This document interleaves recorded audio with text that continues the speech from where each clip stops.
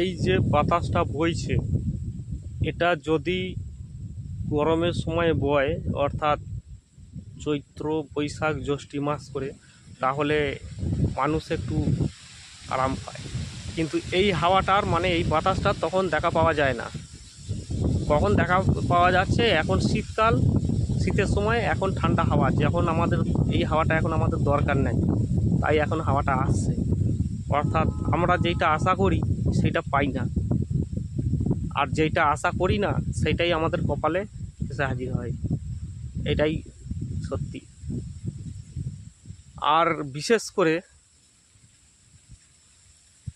ছোট থেকে যখন বড় হয়েছি, মানে পড়াশোনা করছি, চাকরি করব, বড় রকম ব্যবসা বাণিজ্য করব, এই হব ওই হব, নানা রকম একটা চিন্তা ভাবনা মানুষের মনে থেকে যেত, আমার মনেও থেকেছিল।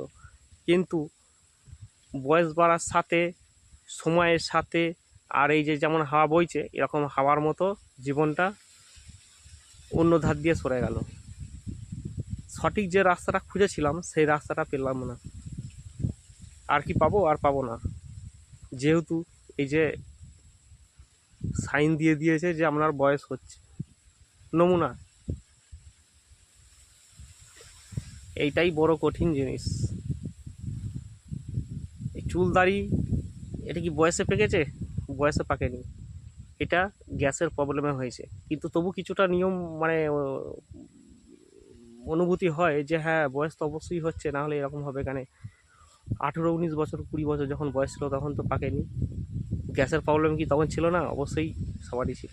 কিন্তু বয়সের সঙ্গে সবই বদলে যাবে, গায়ের চামড়া, মনে, বিবেক, মন, সবই। 15, 16 বছর, 20 বছর বয়সী যখন ঘুরে বেরিয়েছি, তখন মনের চিন্তা একটা আলাদা রকম ছিল, আর এখন একটা চিন্তা আলাদা রকম। আবার যত বয়স হবে, যেমন 45, 50, তখন মনের ভাবনাটা অন্যরকম হয়ে যাবে।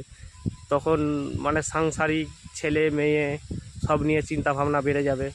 হ্যাঁ, আর কতদিন বাঁচবো, তারপরে একদিন হয়তো আমি আর থাকবো না, মানে আমাকে চলে যেতে হবে এই পৃথিবী ছেড়ে, জিনিসপত্র, কুটুম, আত্মীয় স্বজন, সম্পত্তি সব ছেড়ে যেতে হবে।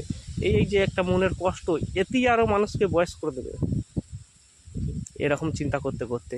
কারণ একটা জড় পদার্থের দাম আছে, তবু মানুষের জীবনের কোনো দাম নেই। এখানে ওখানে শুনতে পাচ্ছি হার্ট ফেল, কেউ হার্ট অ্যাটাক, কেউ অ্যাক্সিডেন্ট, যাই হোক এইভাবে মানুষ চলে যাচ্ছে। খুব একটা চিন্তার বিষয় যে মানুষ কে কখন চলে যাবে, কার কখন টাকা আসবে, উপরওয়ালার হাতে নির্ভর করছে, কেউ জানতে পারি না আমরা। যদি জানতে পারতাম খুব